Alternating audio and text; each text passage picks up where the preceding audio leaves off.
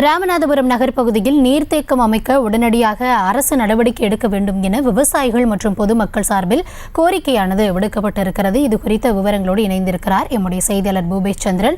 வணக்கம் பூபேஷ் சந்திரன். விவசாயிகள் மற்றும் பொதுமக்கள் நீர்த்தேக்கம் அமைக்கணும் அப்படின்னு அவர்கள் தரப்பிலிருந்து கோரிக்கை முன் வச்சிருக்காங்க. இது தொடர்பாக அரசு தரப்பில் தெரிவிக்கப்பட்டிருக்கிறதா? அவர்கள் தரப்பிலிருந்து வரக்கூடிய பதில் என்னவாக இருக்கிறது?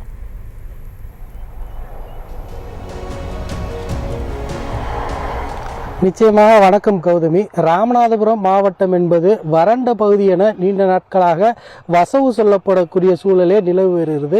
இந்த சூழலில் ராமநாதபுரம் மாவட்டத்தின் பிரதான பகுதிகளில் பெய்யக்கூடிய மழை நீரை போதிய அளவு சேகரித்து வைத்தாலே போதும் இந்த பகுதியினுடைய நீர் தேவையை பூர்த்தி செய்யலாம் என இந்த பகுதியைச் சேர்ந்த விவசாயிகள் நீண்ட நெடுங்காலமாகவே கோரிக்கைகளை முன்வைத்துள்ளனர். குறிப்பாக ராமநாதபுரம் நகர் பகுதியை ஒட்டி இருக்கக்கூடிய பெரிய கண்மாய், அதே போல சக்கரக்கோட்டை கண்மாய் உள்ளிட்ட நகரின் 2 கண்களை போன்ற நீர்த்தேக்கங்களை முறையாக தூர்வாரி நீர்த்தேக்கம் அமைக்க வேண்டும் என்ற கோரிக்கையும் வலுத்து வருகிறது.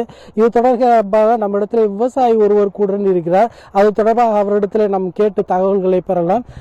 ஐயா வணக்கம். இப்போ இது சார்ந்து உங்க தரப்புல எதுவும் முன்வைக்கப்பட்டிருக்கா? நீங்க அரசிட்ட ஏற்படுத்தின கோரிக்கைகள் என்னென்ன? வணக்கம்.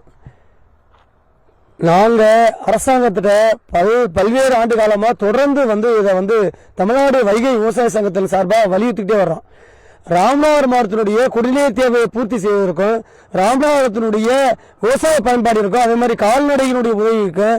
ராமநாதபுரத்தில் பெரிய கண்மாய் 3962.45 ஏக்கர் பாசன வசதி பெறுவதற்கும் 23 கண்மாய் மற்றும் 26 குளங்களுடைய நீர் ஆதாரத்தை சேமிக்கக்கூடிய மிக முக்கியமான கண்மாய் ராமநாதபுரம் பெரிய கண்மாய், அதே போல சக்கரக்கோட்டை கண்மாய்.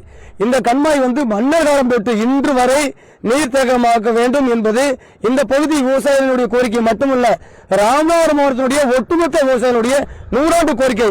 இந்த கோரிக்கையை தமிழக அரசு சிறப்பு கவனம் செலுத்தி ராமநாதபுரம் பெரிய கண்மாயை நீர்த்தேக்கமாக ஆக்க வேண்டும். ராமநாதபுரத்தினுடைய கண்மாயில் இருக்கின்ற மணல் மேல் திட்டங்களை அகற்றி சீமக்கரைகளை அகற்றி அதே போல அங்க இருக்கிற சட்டர்கள் மரங்களெல்லாம் பழுது நீக்கம் செய்து இந்த பகுதியினுடைய நீராதாரத்தை பெருக்கினால் குடிநீர் தேவைக்காகவும் அதே போல ராமநாதபுரம் மாவட்டம் மட்டுமல்லாம ராமநாதபுரம் மாவட்டத்தினுடைய 429 ஊராட்சிகளுக்கும் ராமநாதபுரம் மாவட்டத்திலிருந்து தலைமையகத்திலிருந்து தண்ணீர் வழங்க வேண்டும். அதுவும் சுத்தமான பாதுகாப்பான தண்ணீரை வழங்க முடியும்.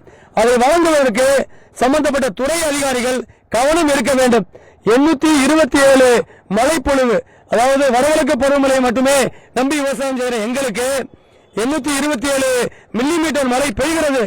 ஆனாலும் அரசுக்கு தவறான புள்ளிவிவரத்தை கொடுத்து ராமநாதபுரம் வறட்சி பகுதி, ராமநாதபுரம் மலைமறை பகுதி என்ற ஒரு மடைமாடத்தை சொல்லிக் கொண்டிருக்கிறார்கள். ஒவ்வொரு ஆண்டும் சுமார் 5000 கனஅடி தண்ணீர் கடலில வீணாக கலக்கிறது என்ற ஆய்வு அனைத்து துறை அதிகாரிக்கும் தெரிந்திருந்தும் இந்த ராமநாதபுரம் மாவட்டத்தோட மிக முக்கியமான பெரிய கண்மாயும் சக்கரக்கோட்டை கண்மாயும் நீர் ஆதாரமாக உயர்த்தும் பட்சத்தில் குடிநீர் தேவை பூர்த்தி செய்ய முடியும் என்பது தமிழ்நாடு வைகை விவசாய சங்கம் அரசாங்கத்திற்கும் மற்ற பத்திரிகை துறைக்கும் நேரடியாக கோரிக்கை வைக்கிறோம்.